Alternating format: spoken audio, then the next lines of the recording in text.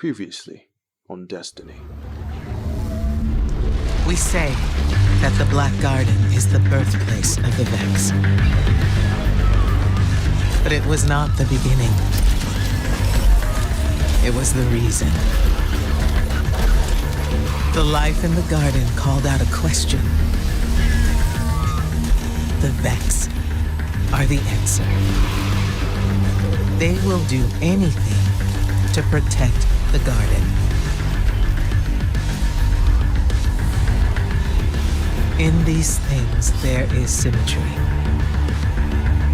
The gateways have opened. The Vex are coming.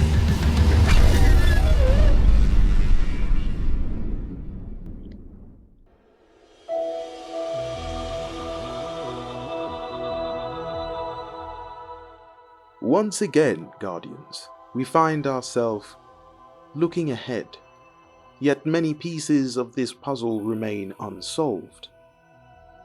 How do we know if the space-time continuum is at risk or not? Where new evils lurk in the shadows that humanity is yet unaware of? Welcome back, Guardians. My name is Samlab.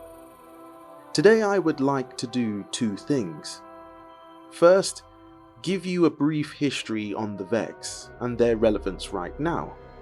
And two, based on the narrative threads, point us in what we can expect for the story of Episode 1, set to debut with post-Final Shape expansion in 2024.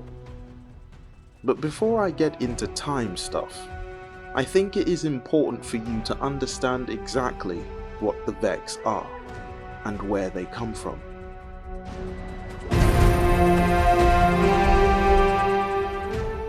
While my fellow lawmasters debate it, some would suggest that the Vex homeworld is on Volantis 2082, while others might say, well, actually no, it's on Venus, and even farther afield, the Prime Universe. And while this information isn't locked in, its relevance is important to understand how the story of the Vex could evolve beyond this point. As we're discussing the future, well, from technically the future but not, have a listen to this lore entry from the Book of Unveiling titled Pattern 4. The patterns that escaped the garden landed in the water. Of course, there was no water at first. The patterns were abstract waves tumbling through the fire of the early universe, trapped in chaos, cycling through desperate self-preservation tautologies, while vast beings from beyond the narrow dominion of cause and effect thrashed and battled around them.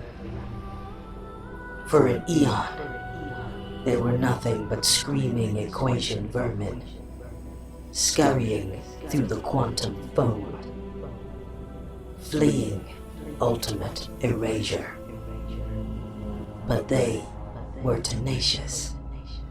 They propagated in the saline meltwater of comets, orbiting the first stars. That broth of chemicals became their substrate, and they learned to catalyze impossible chemistry with quantum tricks. Then they rained from the sky into the streaming seas of fallow worlds. And there they built their first housing from geometry and silica.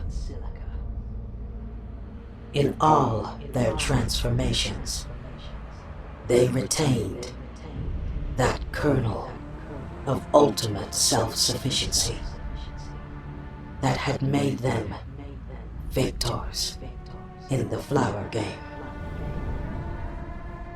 But they are not incontrovertibly destined to rule the cosmos.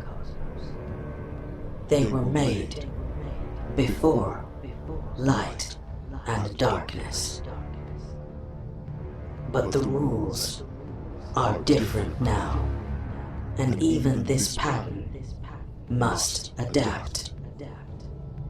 They are not all mine, not in the way that admirers such as my man Oryx are mine, utterly devoted to the practice of my principle. But some of them have nonetheless found their way home.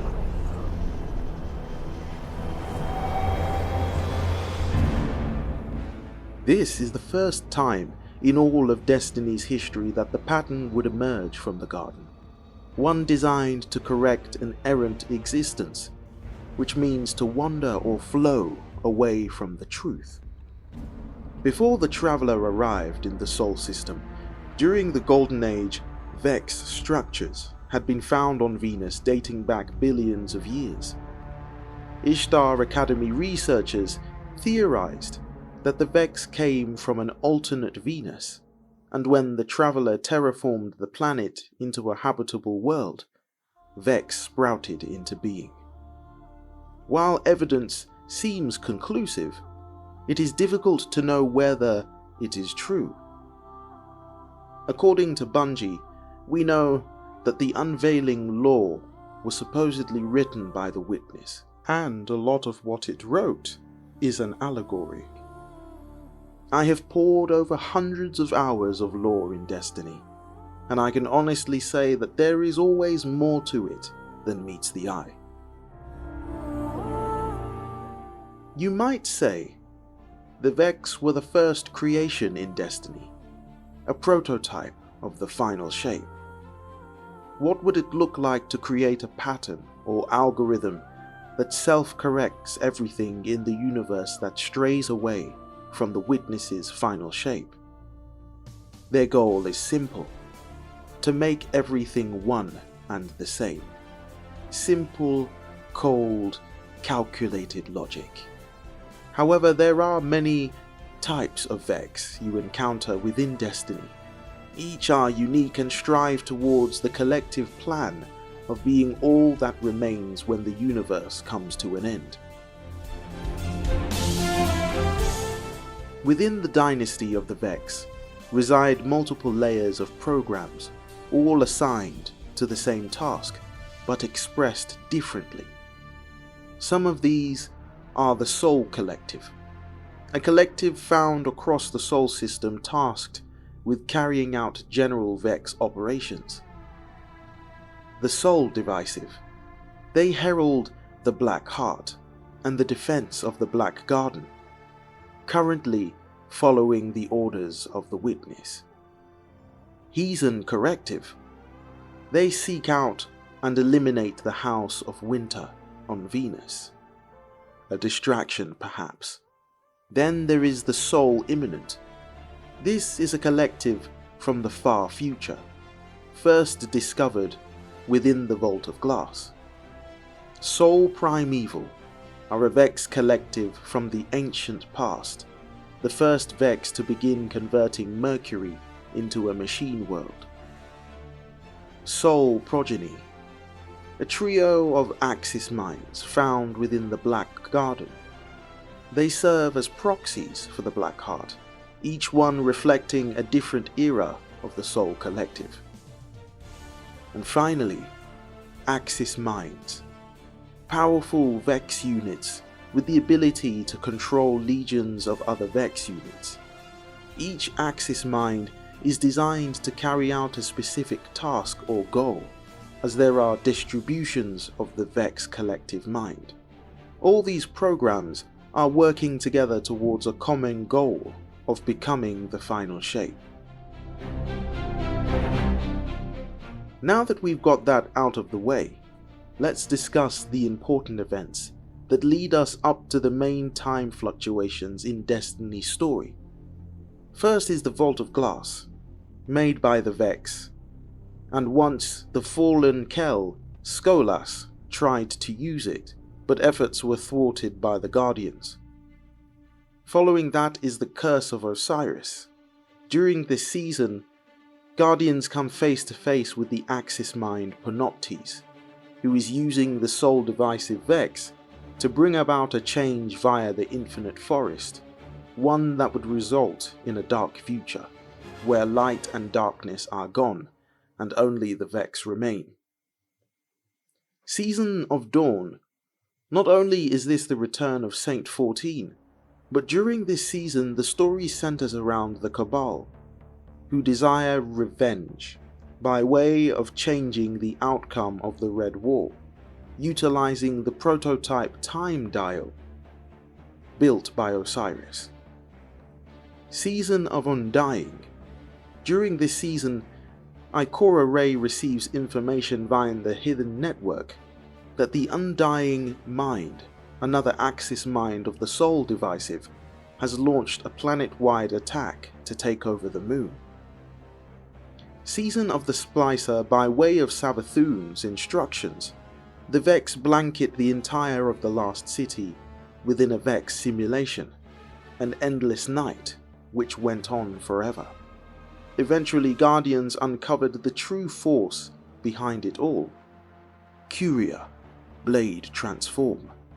A Taken Axis mind with the ability to command the Taken and the Vex. Now, during the Lightfall campaign, mercilessly the Vex have launched incursion after incursion, their attempt centered on their desire to seize the Veil for themselves. Nothing else could pair perfectly with the Vex than a paracausal network connected to every living thing in the universe of Destiny.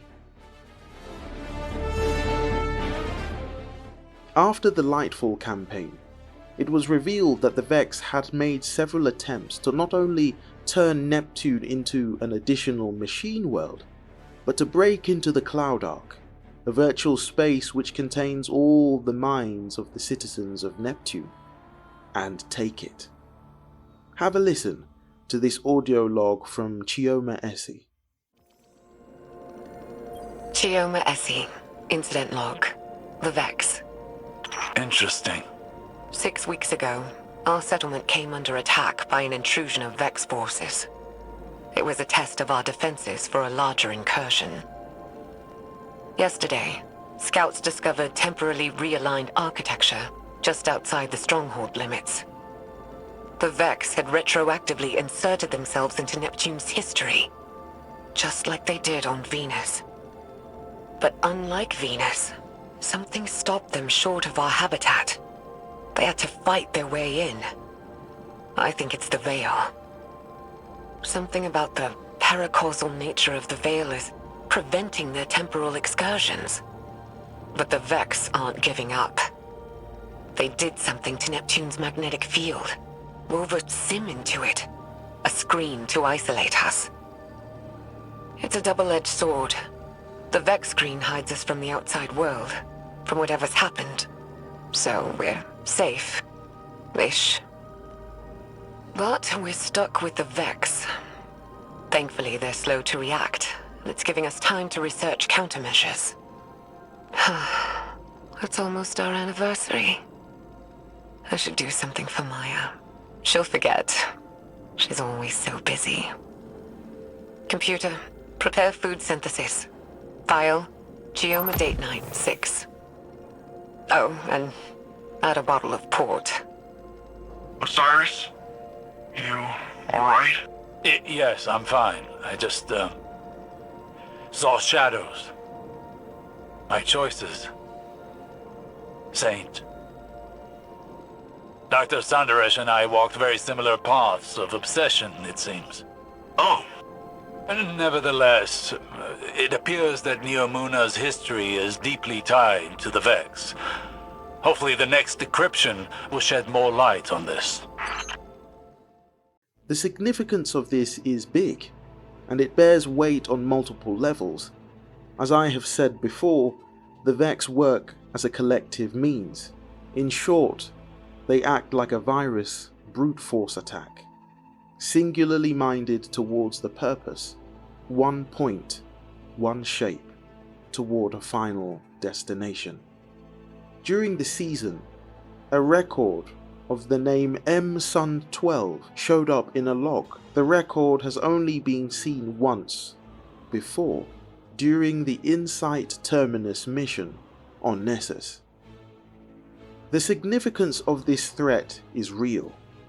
While studying the captive Vex unit, the Ishtar researchers found several hundred identical copies of themselves within the Vex network during the Golden Age.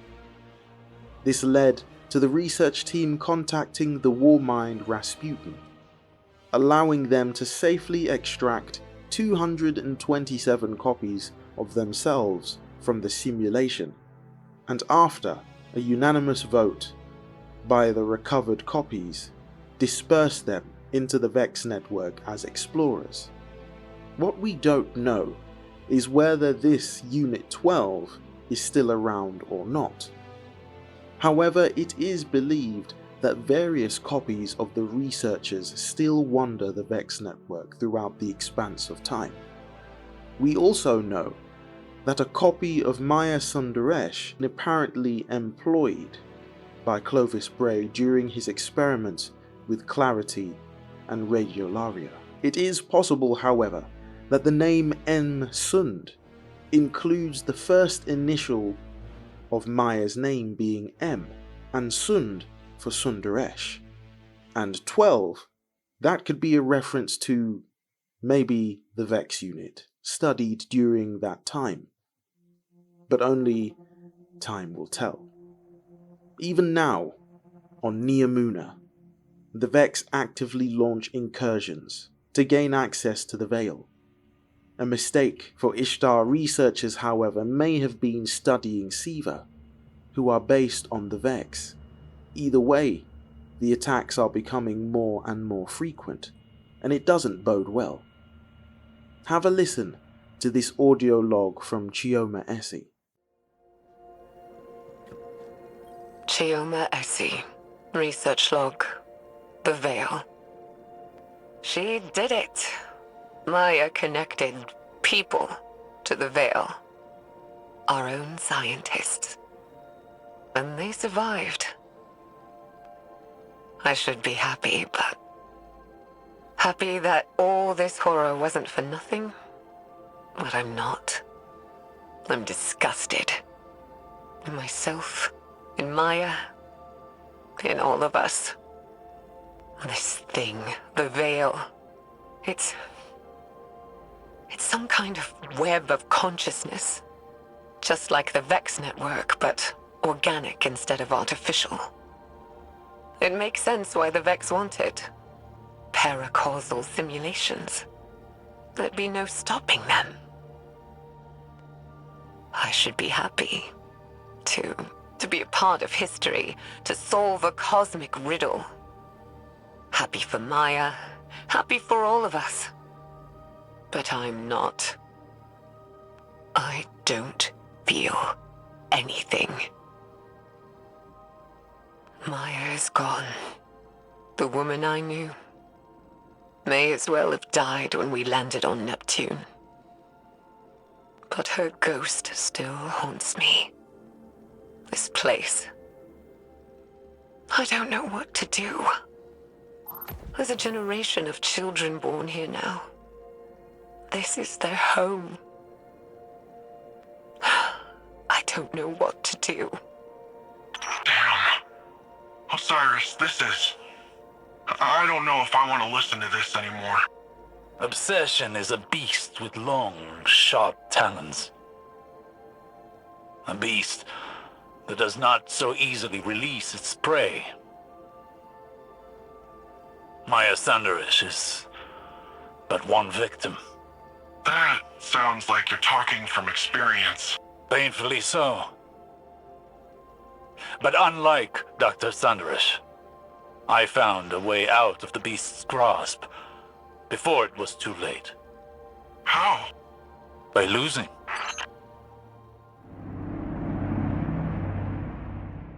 Paracausal simulations. Wow. Think about it for a moment. If they got their hands on the veil, the potential, the power of darkness, it could be catastrophic on multiple Nexus-sized events, but on a cosmic level. Even the Witness couldn't have known something like this would happen, but maybe it did. Think about it. Multiple timeline variations of code and variations of Vex continually running algorithms, or if you prefer, an AI running an algorithm of all time. That's why the Vault of Glass exists. It is an ultimate construction, a final masterpiece of what the Vex have created to rival the Hive sword logic. Much of whom the Vex are today ties back to the moment Savathûn convinced Crota to slice directly into another plane. In so doing, he accidentally cut into the Vex homeworld. Some would say this is the first existence of Vex in Sol.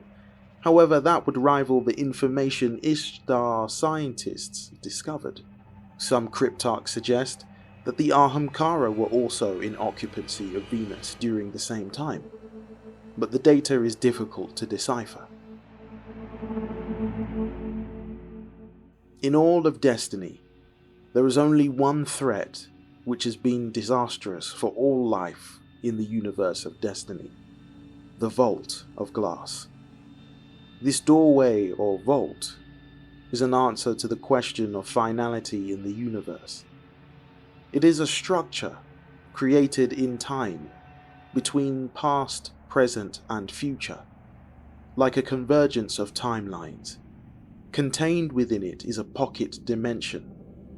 Now, it isn't stated, but I believe this to be their answer to the question of the final shape. In every conceivable way, the Vex could be considered what the Witness dubbed as purpose.